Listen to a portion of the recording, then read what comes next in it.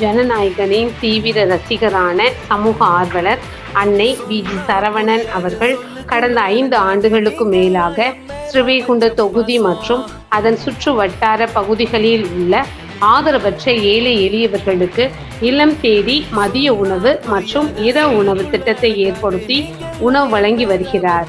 இந்நிலையில் தமிழக வெற்றி கழகத்தின் 50 கொள்கை தலைவர்களுள் ஒருவரான சமூக ஆர்வலர் அஞ்சலை அம்மாளை கொள்கை தலைவராக அறிவித்ததன் ஈர்ப்பால் தமிழக வெற்றி கழகத்துடன் இணைந்து தமிழக வெற்றி கழக தலைவர் தளபதி திரு விஜய் அவர்களின் ஆசியுடன் கழக பொதுச் செயலாளர் அண்ணன் புசி என் ஆனந்த் அவர்களின் வழிகாட்டுதலின்படியும் 24/2/2026 அன்று 1351வது நாளாக ஏரல், உண்டியலூர், ஸ்ரீவைகுண்டம், கோட்டைக்காடு, திருத்தொண்டநல்லூர் மற்றும் கீழமங்கலக்குறிச்சி அதன் சுற்று வட்டார பகுதிகளில் உள்ள 163 ஆதரவற்ற ஏழை எளியவர்களுக்கு தமிழக வெற்றி கழகம் தூத்துக்குடி மேற்கு மாவட்டம் ஜனநாயகனின் தீவிர ரசிகரான அன்னை வி.ஜி. சரவணன் அவர்களின் சார்பில் மதிய உணவாக முட்டையுடன் கூடிய சாம்பார் சாப்பாடு வழங்கப்பட்டது.